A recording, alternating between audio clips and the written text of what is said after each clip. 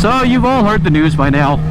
This isn't anything new, but in case you haven't heard the news, well, so the bad news is that the beloved 24-year-old YZF R6 is now being discontinued. I know, it's crazy. Can you believe that?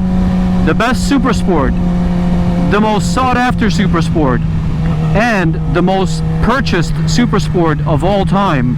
We're talking close to 400,000 of these motorcycles sold worldwide since its inception.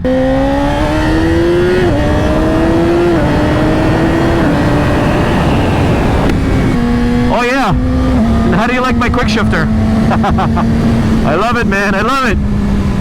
Anyways, close to 400,000 of these things have been sold, and now they swept the carpet under us and decided to discontinue it, along with a few other models, which I really don't think that matters as much as the R6 does. Now, honestly, I got caught by surprise by this news, but at the same time, I kind of knew that this kind of stuff would be happening sooner or later. Ever since the European market started coming out with regulations for Euro 1, 2, 3, and currently we're at level 5, I knew that shit was going to hit the fan sooner or later, and manufacturers were going to start dropping like flies. Now, I do have some predictions as to what's going to happen going forward into the future, and I want to talk about that with you. But I think the reasons are pretty clear. Yamaha just can't compete anymore. Since they can't sell it in Europe, which happens to be a big pie in their profit margin, they have to discontinue the Yamaha R6. There's nothing wrong with the R6. It's a phenomenal bike, and after riding so many bikes this year, I decided to buy an R6. So what does that tell you? I love the platform in general. I think it's a great platform to begin with in the super sport category after you start out with something like a 400 class bike. This is a phenomenal motorcycle. It's lightweight, it's agile, it's pretty damn fast, and when you mod it out, it's a dream motorcycle to own. But all that being said, this 2017 to 2020 model has been in production for a very long time, and aside from the visual aspects, it is a pretty tired motorcycle at this point. The LCD dash, well, it's not even LCD, it's an analog dash, is pretty outdated, and they haven't made any changes to the engine or the suspension or anything like that. So if you took all those things as a clue of what was to come or lack thereof with Yamaha R6s, you kind of knew that it was towards the end of its cycle. Yamaha hasn't touched this motorcycle for the last 12 years aside from the looks department. So you kind of, if you took a look at the market, you kind of knew that this was going to be coming sooner or later. It's just not a motorcycle that is profitable enough for Yamaha to redo and resell.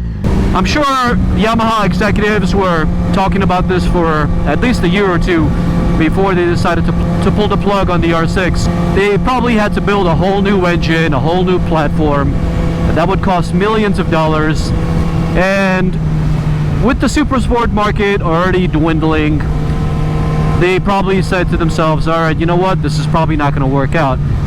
But the thing is that leaves a gigantic hole in the marketplace. Now, I'm sure you've all already found out that Aprilia is coming out with the RS660.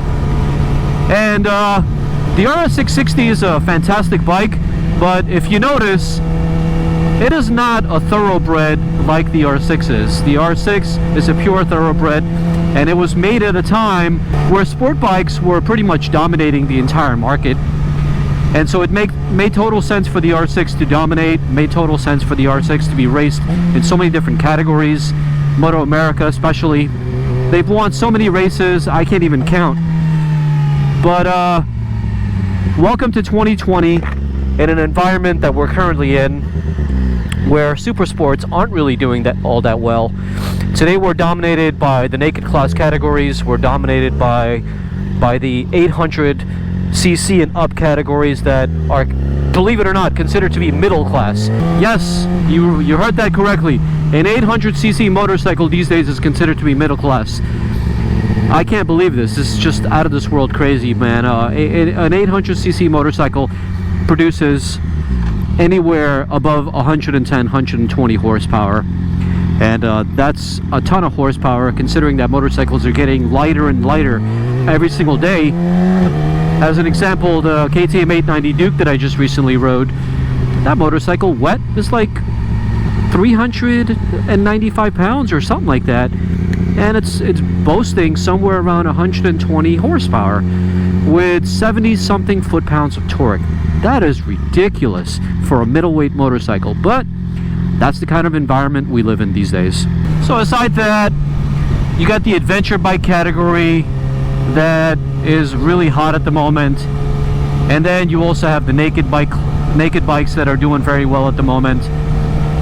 Super sports, not so much. People are just really not that much into the super sports anymore. So, but luckily for the racers, a non-homologated version will be available to purchase.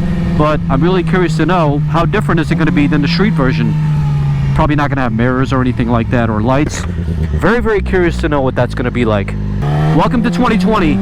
Already a crazy year, and just got a little bit more crazy with the 2020 R6 being the last one. And man, am I so happy that I purchased this thing. Oh, I got the best one, to be honest with you. The color scheme is just amazing. I love the orange on this. Just this weekend, well, no, just last weekend, I took it to the track and I had a freaking blast with it. Track review coming very soon, so stick around for that. Yeah, so the quick shifter was absolutely amazing, man. I loved every second of it. I love how this bike handles, and it's just a shame that we're not going to be seeing it anymore in dealerships. But I do have some predictions of what's to come in the future for, I don't know about Yamaha, but in general. So these predictions may or may not come true, but I have a feeling some of it might. And let me know what you guys think down in the comments below. Write down if you think these are accurate, some of these are going to come true or not. And if you have your own predictions, write them down as well. I'd love to hear your perspective on things. I think that the European markets are going to die off first. And we're talking 10-15 years down the line.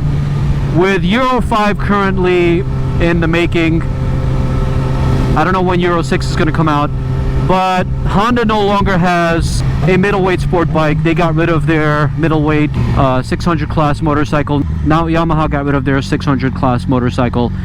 I think slowly but surely gasoline powered motorcycles are going to start dropping like flies.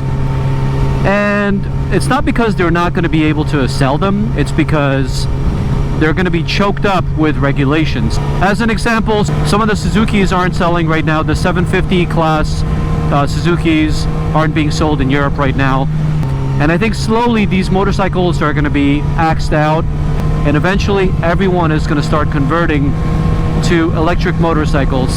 And to be honest with you, I don't know if I'm going to like that. I'm really not into electric motorcycles or electric vehicles to begin with.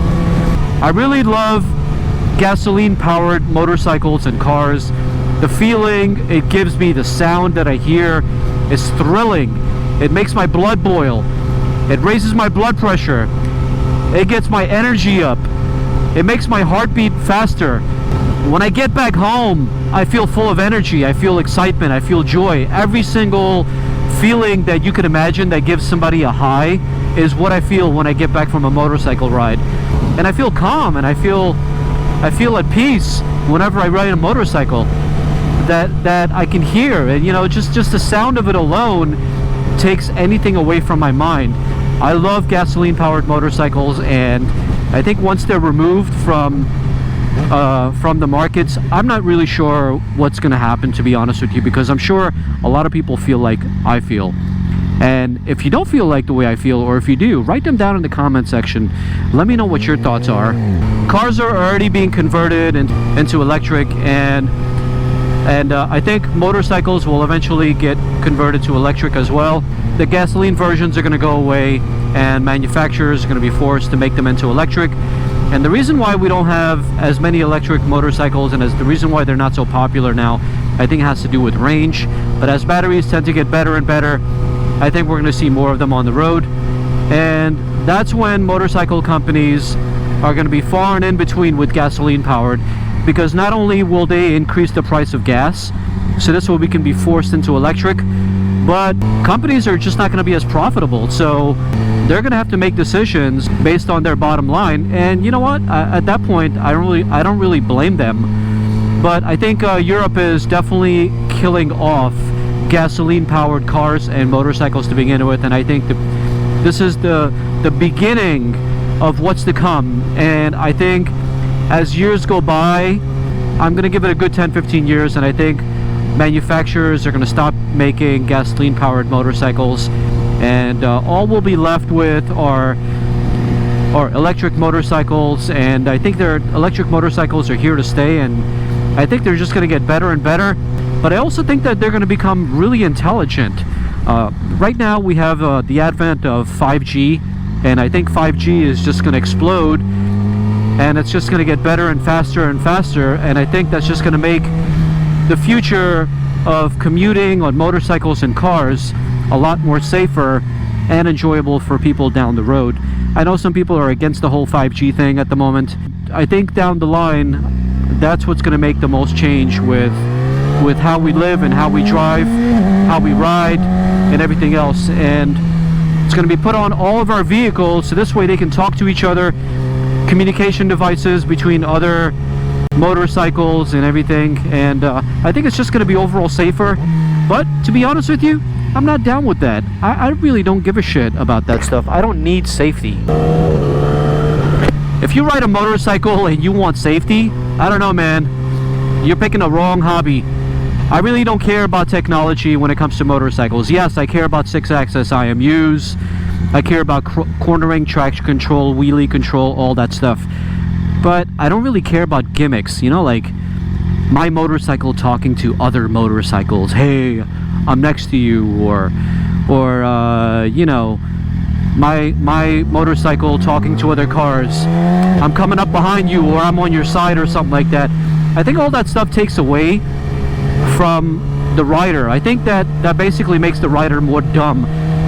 Just like when GPSs first came out. Before then, everybody had to rely on their brains and their memories in order to get places. But now, who the hell remembers how to get somewhere quickly? You just look at a GPS and boom, you just listen to what the GPS says and you aimlessly drive or ride wherever you're getting to. And I think these gimmicks and technologies are going to do the same thing with riders. I think we're just going to have worse riders in the future relying on technology, and I'm just not into stuff like that. I just like the raw experience of getting on a motorcycle, turning the key, hearing the engine, and you know, I like traction control. I think it's necessary. I like ABS because it's necessary. But beyond that, I don't know, man. It's just not for me. And I like a raw experience. And I think that motorcycles of tomorrow are just going to take that away from us. And I'm just not happy about it. So anyways, my dudes, that's been pretty much it for this episode. A couple of announcements. My brand new merchandise website has been out for a while now. If you don't know, now you know. Go to petropowered.co. That is my new merch site. Go check it out if you want to support me. And also, you guys may or may not know about my Instagram account, but I do have one. So I do post videos and pictures and a lot of stuff on Instagram in between videos. So make sure to follow me on Instagram because there's a lot of stuff over there, and I'd like for you guys to check that out as well. So this has been another episode. Thank you so much for joining, and I will catch you guys on the next one. Ciao for now.